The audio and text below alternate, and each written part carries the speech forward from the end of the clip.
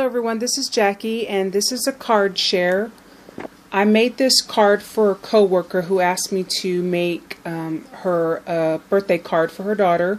Her daughter's birthday is this upcoming week, and so I chose to make an easel card. I love making easel cards. They're my favorite cards to make. And so I used a paper stack that I picked up from Walmart, and it's called Miss Pretty. And I was really excited because I don't generally get to work with these colors, and I think it's a really pretty combination.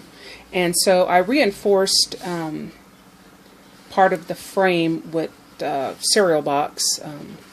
I love using cereal box. And so the base of the card is just some brown cardstock that I picked up from either Hobby Lobby or Joann's a long time ago. And so the paper I distressed with a paint dauber, and it's this Adirondack snow cap.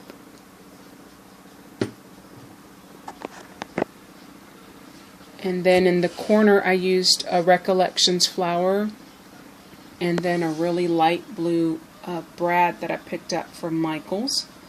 The white flowers are the Trico flowers, and then those really pretty light blue ones are from Treasures by Shabby Chic, and I believe I got those from B.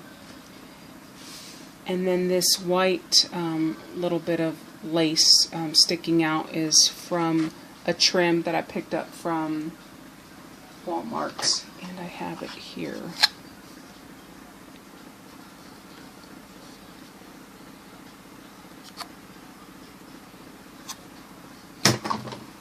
And so all along the outside edge I have this lace that I picked up from a local craft store, and then I have some in the middle here, and then just some white flatback pearl trim.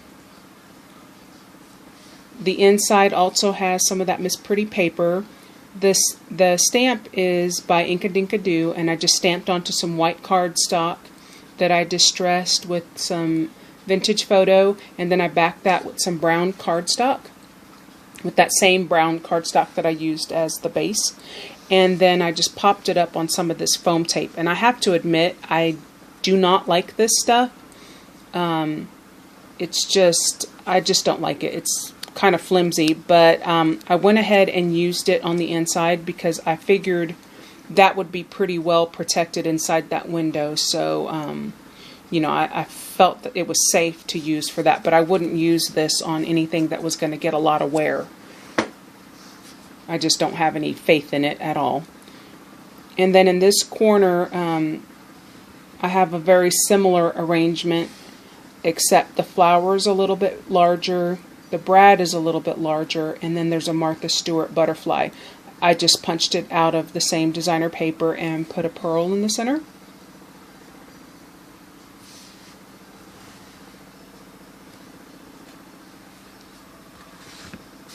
And then on the inside, what I normally do with these cards, I usually use an index card, and so I use about 3 inches of the designer paper here and roughly 2 3/4 of the index card.